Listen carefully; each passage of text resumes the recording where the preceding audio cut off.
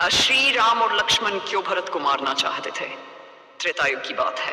भगवान श्री राम को उनके पिता दशरथ ने 65 वर्ष के वनवास का आदेश दिया था। राम अपनी पत्नी सीता और छोटे भाई लक्ष्मण के साथ वनवास के लिए चले गए। इधर अयोध्या में भरत जो की और दशरथ के पुत्र थे, अपनी माता द्वारा रचे गए षड्यंत्र से अनजान थे। जब भरत को यह पता चला कि उनकी माता ने राजगद्दी के लिए श्री राम को वनवास भेजा है, तो वे अत्यंत दुखी और क्रोधित हुए। भरत ने निश्चय किया कि वे श्री राम को वापस अयोध्या लाकर उन्हें उनका अधिकार लौटाएंगे। इस बीच वन में श्री राम, लक्ष्मण और सीता अपने नए जीवन के साथ समायोजन कर रहे थे। उनका वनवास तपस्या और साधना में बीत रहा था। लक्ष्मण ने अपनी प्रतिज्ञा ली थी कि वे श्री राम और सीता की सेवा में ही अपना जीवन व्यतीत करेंगे। भरत का वन में आगमन भरत, गुरु वशिष्ठ और अन्य ऋषि मुनियों के साथ श्री राम को वापस लाने के उद्देश्य से वन में आए। उनके साथ अयोध्या के लोग भी थे जो राम के प्रति अपनी भक्ति दिखाने के लिए वन तक पहुंचे थे। भरत का मन शुद्ध था, लेकिन वनवासियों को भरत के इरादे पर संदेह हुआ। वनवास के दौरान एक दिन श्री राम और लक्ष्मण को यह सूचना मिली कि अयोध्या से एक बड़ा दल उनकी ओर बढ़ रहा है। लक्ष्मण को यह लगा कि यह दल उन्हें मारकर गद्दी छीनने आया है। लक्ष्मण ने क्रोध में आकर कहा, भैया राम, ये निश्चित है कि भरत ने अयोध्या का राजा बनकर अब हमें समाप्त करने का निश्चय कर लिया है। मैं उन्हें बाणों से भेद दूंगा।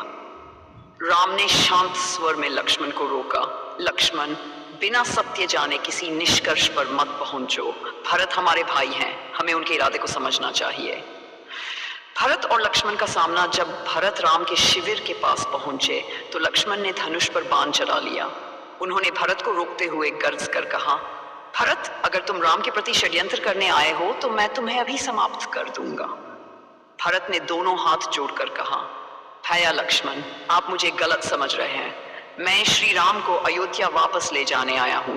राजगद्दी पर मेरा कोई अधिकार नहीं, गद्दी पर बैठने का हक सिर्फ श्री राम का है। लेकिन लक्ष्मण का क्रोध शांत नहीं हुआ। उन्होंने कहा, तुम्हारी मीठी बातों में मैं नहीं आने वाला। अगर तुम्हारे इरादे नेक हैं तो ये साबित करो। भरत ने अपनी भक्ति और निष्ठा साबित करने के लिए कहा, यदि आप मुझे संदेह की दृष्टि से देखते हैं तो मैं अपनी जान दे दूंगा, लेकिन यह सिद्ध कर दूंगा कि मेरा प्रेम सच्चा है। श्री राम का न्यायपूर्ण दृष्टिकोण। श्री राम ने लक्ष्मण को शांत करते हुए कहा, लक्ष्मण, हमारा कर्तव्य है कि हम भरत की बातों को सुने। क्रोध में आकर हमें अनुचित निर्णय नहीं लेना चाहिए।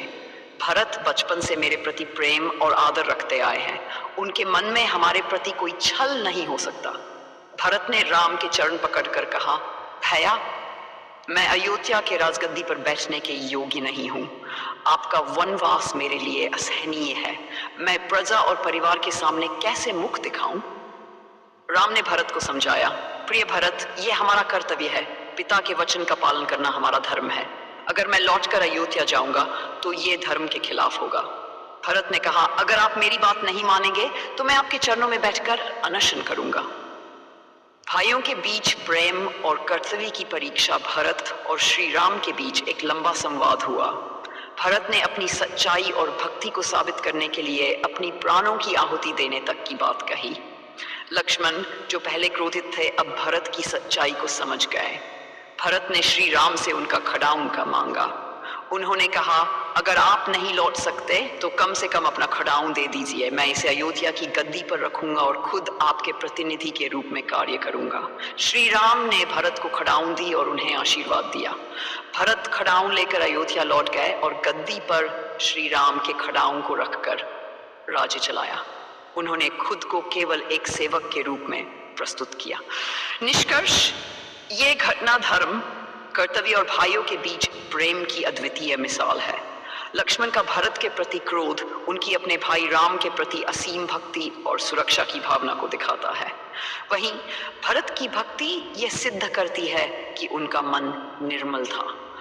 इस घटना ने यह प्रमाणित किया कि राम, लक्ष्मण और भरत के बीच सच्चा प्रेम और सम्मान था। राम का न्यायपूर्ण व्यवहार, लक्ष्मण का भाई के प्रति समर्पण और भरत की निष्ठा, ये सब मिलकर रामायण को और भी गौरवशाली बनाते हैं।